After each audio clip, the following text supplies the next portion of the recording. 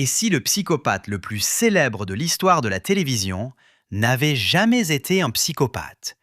Et si chaque interaction maladroite, chaque sourire répété, chaque instant passé par Dexter Morgan à étudier les humains comme une espèce différente n'était pas le masque d'un tueur, mais la manière dont quelqu'un s'adapte après avoir reçu la mauvaise étiquette à l'âge de 7 ans, sans que personne ne prenne la peine de regarder de plus près?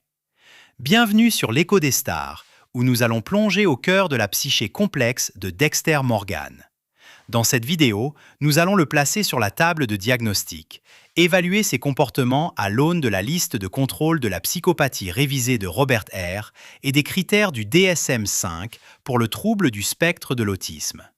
Nous analyserons des scènes spécifiques de la série Showtime et des romans de Jeff Lindsay, ainsi que des recherches cliniques publiées, pour répondre à une question que la série n'a jamais complètement résolue. Préparez-vous à une révélation qui pourrait bien changer votre perception de ce personnage emblématique. Nous allons décortiquer les preuves, pièce par pièce, et à la fin, vous saurez exactement ce que Dexter Morgan est et ce qu'il n'est pas. Dans l'univers de la série et des romans de Jeff Lindsay, Dexter Morgan est dépeint comme un psychopathe. Cependant, cette étiquette lui a été attribuée par un détective de la brigade criminelle et une neurologue qui avaient, chacun à leur manière, besoin que cette vérité soit établie. L'origine de cette qualification remonte à Harry Morgan. Lorsque Dexter, alors âgé de 7 ans, a été surpris en train de tuer des animaux du quartier, Harry, un policier et non un médecin, a décidé que son fils adoptif était un psychopathe, né avec le besoin de tuer. Cette unique décision a tout changé. Harry a ensuite fait appel au docteur Evelyn Vogel, une spécialiste du cerveau axée sur les psychopathes.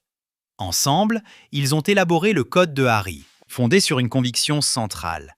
La violence de Dexter ne pouvait être arrêtée, seulement dirigée vers une voie moins destructrice. Dans l'épisode 1 de la saison 8, intitulé « Un beau jour », Vogel confie à Dexter qu'elle considère les psychopathes comme des loups alpha qui ont aidé l'humanité à survivre et à se civiliser. Tout au long de cette saison, elle le qualifie de psychopathe parfait, répète des expressions comme « les gens comme vous » et rédige un journal sur lui, le désignant comme « sujet zéro » pour un livre qu'elle espérait publier. Dans le roman de Lindsay de 2004, Ce cher Dexter, le personnage s'exprime par une narration à la première personne, comme quelqu'un de complètement coupé du reste de l'humanité. Il décrit les gens ordinaires comme s'ils appartenaient à une espèce totalement différente. La version littéraire de Dexter est d'ailleurs plus froide que celle de la série. Lorsqu'il ressent une infime étincelle d'émotion, sa réaction est principalement un choc d'être capable de ressentir quoi que ce soit. Dans les livres, Harry a également identifié Dexter comme un psychopathe violent et a construit le code autour de cette idée. L'outil de référence utilisé par les professionnels pour mesurer la psychopathie est la liste de contrôle de la psychopathie révisée de Robert Hare, ou PCLR. Elle comprend 20 items, chacun noté de 0 à 2, pour un score maximal de 40. Un score de 30 ou plus indique généralement une psychopathie. Le facteur 1 examine les traits de personnalité, charme superficiel, manipulation, émotion superficielle, absence de culpabilité ou d'empathie. Le facteur 2 se concentre sur le comportement, impulsivité, négligence, problèmes précoces avec la loi, ennui facile. Une étude publiée dans le journal Il Moya a soumis Dexter à la PCLR en utilisant le système de Hare et le cadre de dissimulation de masque de Hervé Cleclet. Ils ont conclu que Dexter correspondait à 19 des 20 traits des deux facteurs. Le seul qu'il manquait était l'évasion de prison ou la violation de libération conditionnelle, car il n'a jamais été capturé. 19 sur 20, cela semble clore le débat, n'est-ce pas? Sauf que la PCLR a été développée par Hare dans les années 1980 pour être utilisée avec de vrais prisonniers et doit être administrée par un professionnel de la santé mentale qualifié, lors d'un entretien structuré et étayé par des dossiers externes. Évaluer un personnage fictif en se basant uniquement sur ses actions à l'écran ne rend pas justice à la profondeur requise par l'outil. Un problème encore plus important et que cette étude a pris le comportement extérieur de Dexter au pied de la lettre. Prenons son charme. Dans le premier roman, Dexter nous explique clairement qu'il a appris à être charmant comme on apprend un tour de cartes. Il précise que n'importe qui peut le simuler s'il est prêt à dire toutes les choses évidentes et parfois écœurantes que les gens veulent entendre. Ce n'est pas le charme naturel et fluide dont parle le facteur 1 de Hare.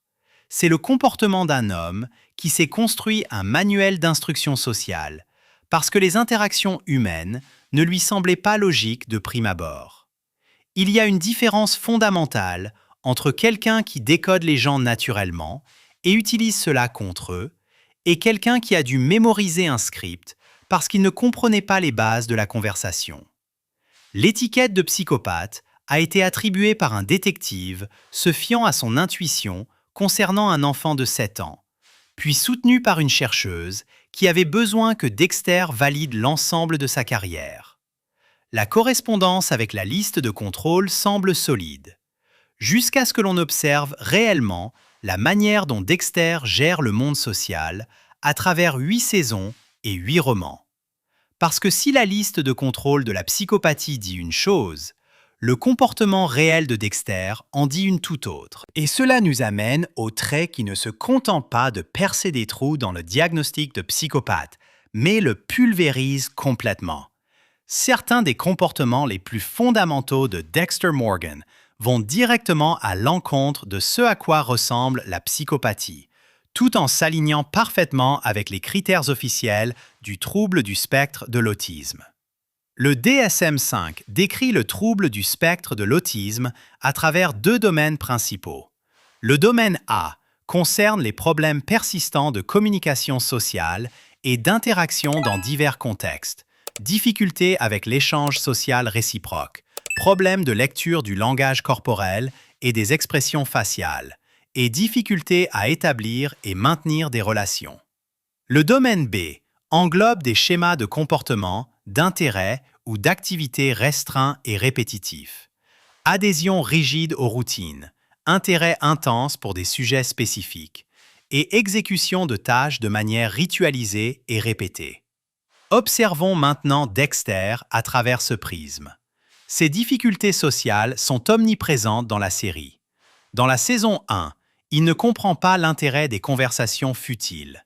Il apporte des donuts à la Miami Metro, non par plaisir de socialiser avec ses collègues, mais parce qu'il a compris que c'était une astuce pour paraître amical.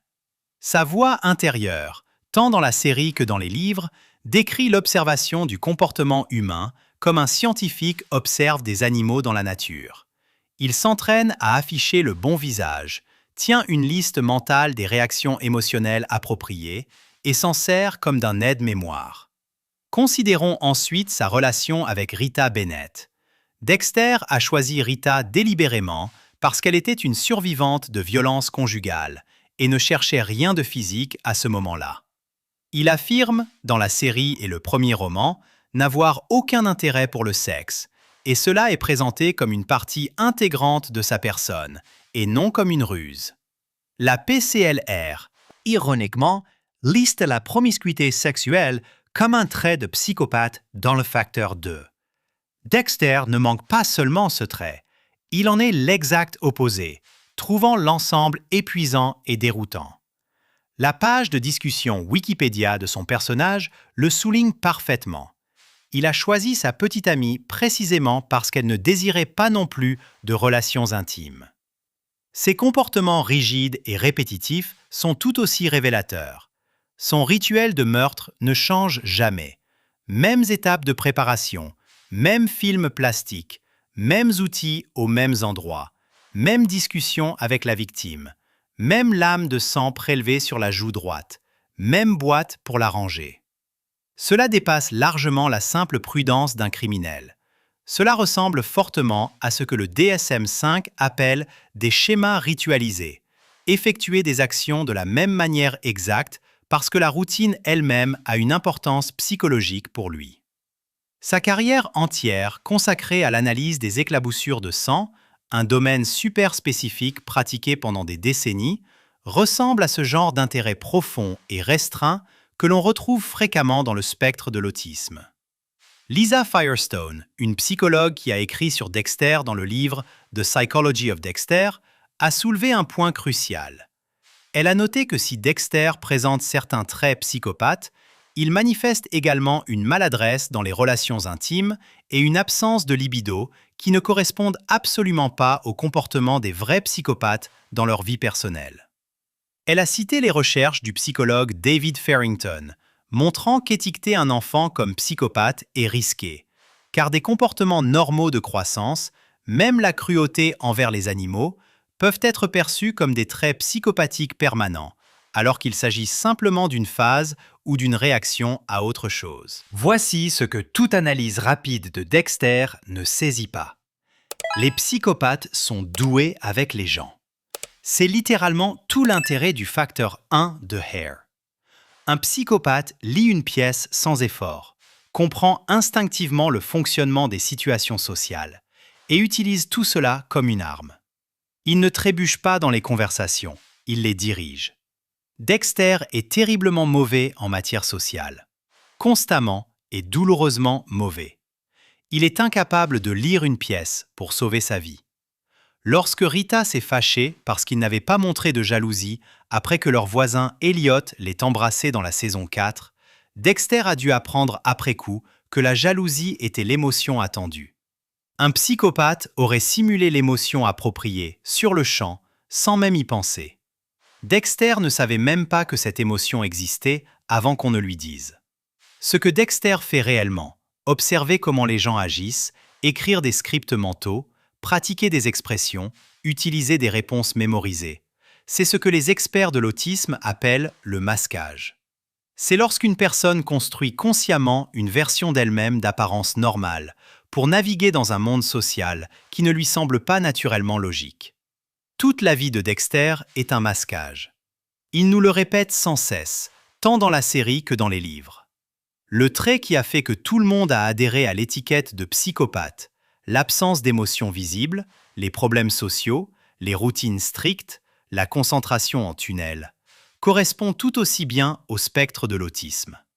Les traits qui devraient invalider le diagnostic de psychopathe, une réelle confusion sociale, une absence totale de libido, un charme qui demande des efforts au lieu d'être naturel, ont été ignorés parce que tout le monde dans l'univers de Dexter avait déjà accepté une étiquette qu'un policier avait apposée sur un enfant effrayé. Cependant, la reconnaissance des traits autistiques ne suffit pas à conclure le débat, car le parcours émotionnel de Dexter à travers 8 saisons nous révèle quelque chose qu'aucune liste de contrôle ne pourrait jamais saisir.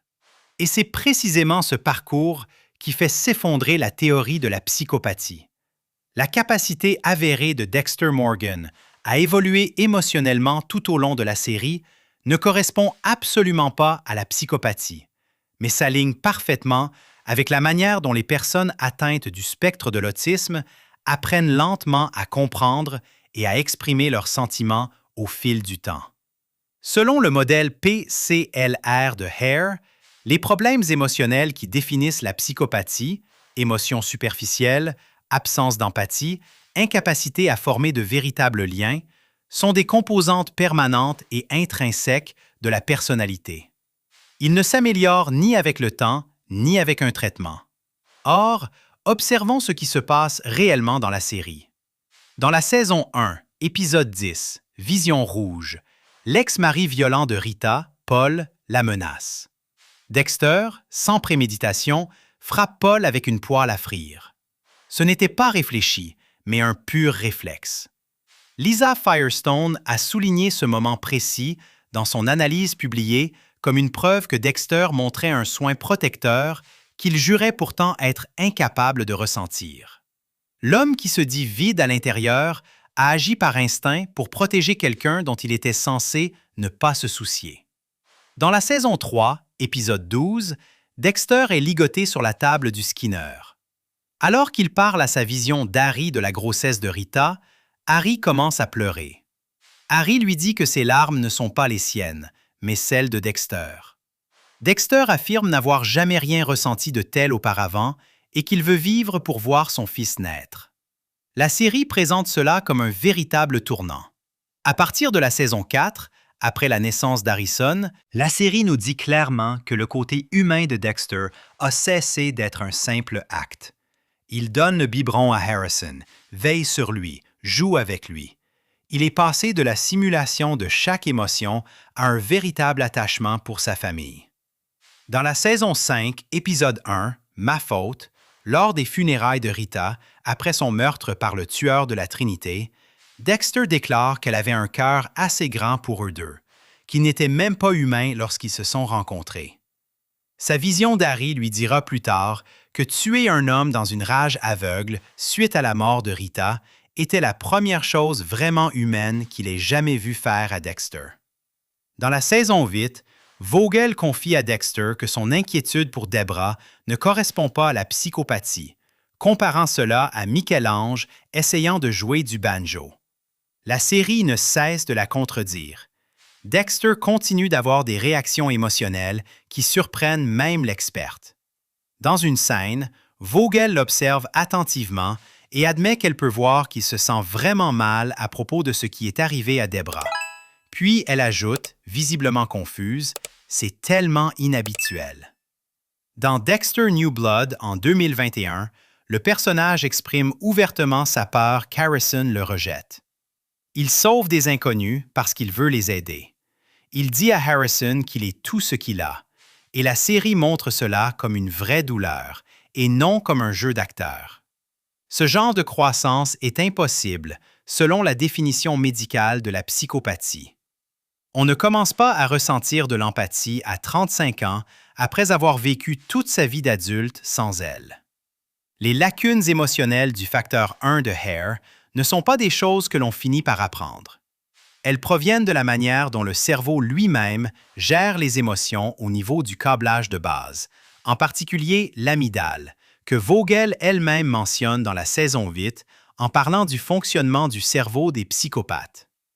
Ce qui peut arriver, c'est d'apprendre lentement à identifier et à exprimer des émotions qui ont toujours été là, mais qui étaient enfouies ou méconnaissables. La recherche montre que l'alexithymie, qui signifie fondamentalement avoir du mal à comprendre et à exprimer ses propres sentiments, touche environ la moitié des personnes autistes. Les personnes alexithymiques ne manquent pas d'émotions. Elles manquent de la capacité à identifier ce qu'elles ressentent. Lorsque Dexter répète qu'il ne ressent rien, cela ne signifie peut-être pas que ses émotions sont absentes.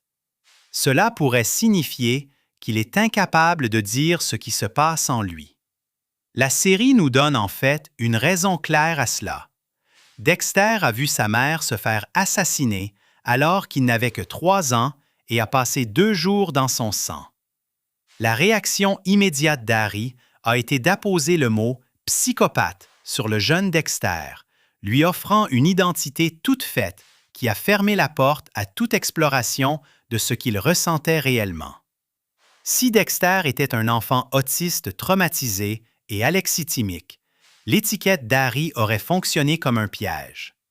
On lui a dit qu'il ne pouvait pas ressentir, alors il a cessé d'essayer de comprendre s'il le pouvait. On lui a dit qu'il était un monstre, alors il a construit toute sa vie autour de cette idée. Nous avons démontré que l'étiquette de psychopathe est fragile et que l'angle autistique explique des aspects que la psychopathie ne peut pas. Mais nous n'avons pas encore abordé le plus grand problème. Les personnes autistes ne sont presque jamais violentes. Le fait que Dexter tue n'appartient ni à la psychopathie, ni à l'autisme en tant que diagnostic. Cela appartient à ce qui lui est arrivé enfant. Le trouble du spectre de l'autisme n'a aucun lien médical avec la chasse aux gens et la violence. Étude après étude, il est démontré que les personnes autistes sont bien plus susceptibles d'être blessées par d'autres que de blesser elles-mêmes. L'autisme n'explique pas pourquoi Dexter tue. La psychopathie, elle non plus, ne transforme pas automatiquement quelqu'un en tueur. Vogel le dit elle-même dans la saison 8. Les psychopathes se retrouvent parmi les PDG de grandes entreprises et les politiciens influents. Hare a beaucoup écrit sur des psychopathes qui ne transgressent jamais la moindre loi et réussissent très bien dans les affaires. Le rapport du FBI de 2008, Meurtre en série, une perspective multidisciplinaire pour les enquêteurs, désigne le traumatisme infantile comme un facteur majeur dans ce qui transforme quelqu'un en tueur en série. Dexter a vu sa mère, Laura Moser, être découpée à la tronçonneuse dans un conteneur maritime alors qu'il avait 3 ans, puis a passé environ 2 jours dans une mare de son sang. Son frère biologique, Brian, qui a assisté à la même scène, est également devenu un tueur en série, le tueur de glace de la saison 1. Dans les romans de Lindsay, les beaux enfants de Dexter, Astor et Cody, ont commencé à montrer des tendances violentes après avoir été maltraités par leur père biologique, Paul Bennett.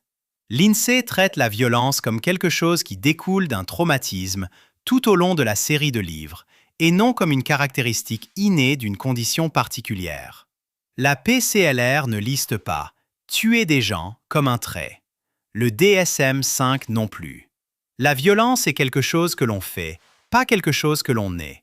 La vraie question n'est pas de savoir quelle étiquette a causé les meurtres, c'est de savoir quel profil explique tout le reste du fonctionnement de Dexter lorsque l'on retire le traumatisme de l'équation. Un enfant traumatisé qui serait psychopathe serait à l'aise avec les gens dès le départ, naturellement manipulateur, sexuellement actif tôt et émotionnellement plat d'une manière qui ne changerait jamais. Un enfant traumatisé du spectre de l'autisme, avec alexithymie, serait confus par les situations sociales, construirait un faux masque social, se fixerait sur des intérêts spécifiques, suivrait des routines rigides, aurait du mal à nommer ses propres émotions pendant des années avant de s'améliorer lentement et formerait des liens réels qui surprendraient tout le monde autour de lui, y compris lui-même. Dexter correspond à la deuxième description tout au long de la série. Les meurtres sont venus du traumatisme. La façon dont Dexter évolue dans le reste de sa vie, la confusion sociale, le masquage, les routines, le lent éveil émotionnel, est venu de quelque chose auquel Harry n'a jamais pensé, car il avait déjà décidé dans son esprit ce qu'était son fils, avant que quiconque ayant une réelle formation médicale ne soit impliqué. À travers les romans de Jeff Lindsay et la série télévisée Showtime, toutes les preuves combinées désignent Dexter Morgan comme une personne du spectre de l'autisme, également atteinte d'alexithymie et d'un SSPT sévère, dont la violence est issue d'un traumatisme infantile extrême qui a été géré par un code plutôt que traité par de vrais médecins. Le roman dépeint un personnage qui mène toute sa vie à travers des systèmes rigides, décrit les interactions humaines normales comme un langage étranger, concentre toute son attention sur une compétence professionnelle spécifique, n'a aucun intérêt pour le sexe et découvre lentement une profondeur émotionnelle qu'il ignorait posséder. Dans Dexter dans le noir, le 3e roman, lorsque le passager noir le quitte temporairement, Dexter ressent de la tristesse et de la colère, comme des émotions qui étaient refoulées, et non des émotions qui n'avaient jamais existé. La série nous offre un voyage émotionnel sur 8 saisons, allant d'un blocage total à un amour, un chagrin, une peur et une ouverture réelle. Il protège Rita par impulsion dans la saison 1. Il atteint une émotion paternelle à travers Harry dans la saison 3. Il pleure sincèrement Rita dans la saison 5. Il se bat pour aider Debra contre la vie professionnelle de Vogel dans la saison 8. Il craint que son propre fils ne le rejette dans New Blood. Vogel, l'experte interne de la série, est constamment prise au dépourvu par l'intensité des sentiments de Dexter. Elle lui dit qu'il n'est pas le psychopathe parfait qu'elle imaginait. La série présente cela comme une erreur de Vogel concernant Dexter, et non une erreur de Dexter concernant la psychopathie. Dexter Morgan se situe dans un espace que les manuels médicaux n'ont pas encore entièrement cerné. Il présente de véritables caractéristiques de type psychopathe, tuer des animaux enfants, l'envie de tuer, une violence froide et calculée. Il présente de véritables caractéristiques de type autistique, difficulté à saisir les signaux sociaux, masquage appris, routine rigide, intérêt profond et restreint, absence de libido, alexithymie. Et il présente de fortes réponses traumatiques, blocage émotionnel, le passager noir comme moyen de projeter ses pulsions hors de lui-même, des décennies de sentiments enfouis. L'approche clinique la plus honnête serait probablement quelque chose comme un traumatisme développemental complexe mélangé à des traits de troubles de la personnalité antisociale et de troubles du spectre de l'autisme. Tout cela aggravé par le fait que personne ne lui a jamais apporté la bonne aide au moment où cela aurait pu faire une différence. Harry n'était pas un médecin. C'était un policier qui a vu un enfant dangereux et a construit un système basé sur des suppositions qu'il n'a jamais remises en question. Vogel ne regardait pas Dexter avec un œil neuf. C'était une chercheuse qui avait besoin que Dexter soit un psychopathe pour que toute sa carrière ait un sens. Ni l'un ni l'autre n'a jamais envisagé que le garçon maladroit, socialement perdu, obsédé par les routines et confus émotionnellement, assis devant eux, aurait pu être quelque chose de complètement différent de ce qu'ils avaient décidé qu'il était le jour de leur rencontre. Dexter Morgan a été qualifié de psychopathe par des personnes qui avaient besoin qu'il le soit. Les preuves à travers les romans, Les 8 saisons et New Blood brossent un tableau différent, celui d'une personne traumatisée, probablement neurodivergente, dont la profondeur émotionnelle réelle a été ensevelie sous des décennies d'une étiquette qui n'a jamais été correctement testée. Il n'a jamais été le monstre vide qu'Harry craignait. Il était quelqu'un qui n'a jamais eu la chance de comprendre ce qu'il était réellement. Du garçon de 7 ans tuant des animaux dans le jardin à l'homme adulte terrifié à l'idée de perdre son fils dans New Blood, l'histoire de Dexter Morgan n'est pas vraiment une étude sur la psychopathie. C'est une étude sur ce qui se passe lorsque la mauvaise étiquette rencontre la mauvaise solution au pire moment possible. Et personne ne s'arrête pour se demander si le mot qu'ils ont apposé sur un enfant traumatisé n'aurait pas été la chose même qui l'a transformé en tueur.